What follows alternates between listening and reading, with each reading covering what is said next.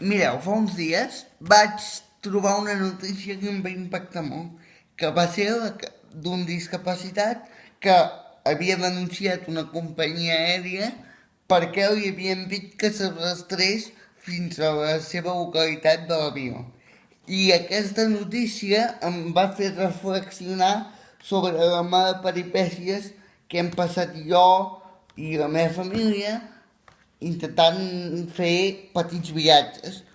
La primera peripècia que vaig passar així, el primer viatge pràcticament que vaig fer va ser a Nova York per anar a operar-me, que els que em coneixeu ja sabeu el dia crucis que vaig haver de passar, un altre dia us ho explicaré, ara no ve a compte,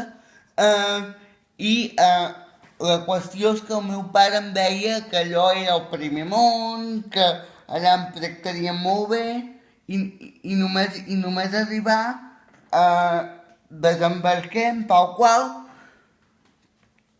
una dona negra grossa, però grossa com un armari d'aquests d'habitació de matrimoni.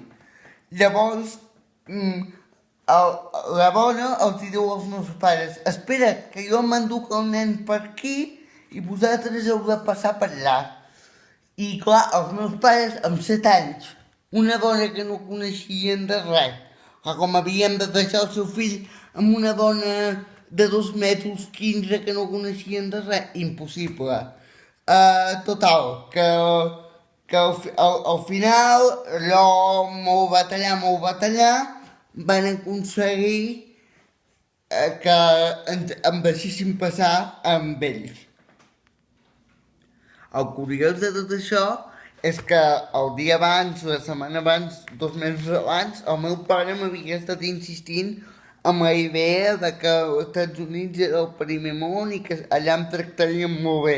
Clar, si només posar el peu a terra, pràcticament del continent, ja em volen segrestar i allunyar-me dels meus pares. Com suposareu, amb 7 anys, a mi això em va ser un xoc emocional que, bueno, que em va xocar bastant. Llavors, ja uns anys més tard, vaig anar a fer un viatge, aquest de vacances, més relaxat, sense tanta, diguem, sense tanta càrrega tensa, i ens en vam anar al Carib, molt bé, caipirinha, sol, playa, música, tal qual, total, a la que trepitgem terres hispanes, allò que baixes, d'on no hi ha la teva cadira, primera sospita, però sí que hi ha la bona d'aquestes dos barreres de l'assistència. Y em diu, no, es que tu silla ha ido por la cinta de las maletas. Jo ja cagant-me amb tot, despotricant de tothom, total, que va xullar amb una cadira d'aquestes que tenen les 5 barreres de 2 metres d'ample, suposo pels més amples que es puguin trobar. Llavors, pues és curiós perquè clar, jo ja era petit, total, que baixo i em trobo amb que arribo allà i que anàvem passant maleta i no sortia la meva cadira. Clar, jo anava agafant un atac d'ansietat, allà que ja estava a punt de posar-me groc, quasi bé, y de cop la dona diu, no, son las 2 de la tarde, señores, yo me tengo que ir. Diu, ahora vendrá mi compañero. Clar, al mig de l'aeroport de Barajas, fent un espectacle, arriba el compañero y diu, ay, no sé nada, pero puede ser que no l'embarcaren a Silla.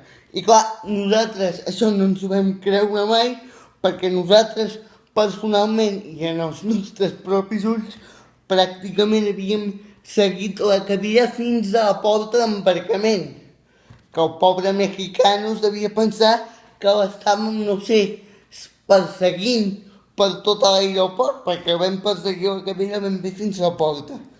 Total, que això no ens ho vam creure mai, l'única solució que teníem era coaccionar perquè ens donéssiu el que ens pertocava, que era la nostra cadira, no?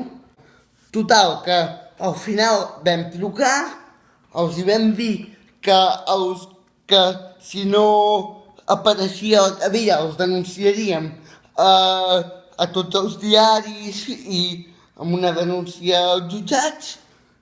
La cadira va aparèixer al cap de 15 minuts de rellotge, hosti, tu. Quina casualitat, tu. Se'ls pressiona, se'ls coacciona i mira com rendeixen, tu. 15 minuts de rellotge. I la qüestió era que un dels 5 barreres m'havia vingut a buscar a mi i l'altre havia portat la cadira. Però no tenen una ràdio que no es comuniquen, senyors, per favor. Hosti, i la meva conclusió és que clar, és que després de totes aquestes peripècies una mica et quedes com astorat, no? I amb poques ganes de tornar a viatjar amb avió perquè dius, quina me'n passarà? Però bueno, la qüestió és que estiguis on estiguis, aquestes coses et passaran. I al final has d'acabar quedant-te amb l'anècdota. No deixaré d'anar al Carib perquè no m'hagin tractat bé una vegada. I encoratjo i animo a la resta de discapacitats del món que si poden viatjar ho facin allò amb tromba perquè serà una de les maneres per a les quals ens tractaran al final bé perquè estaran acostumats a veure discapacitats als vols que no acostuma a passar gaire això. I espero que us hagi agradat.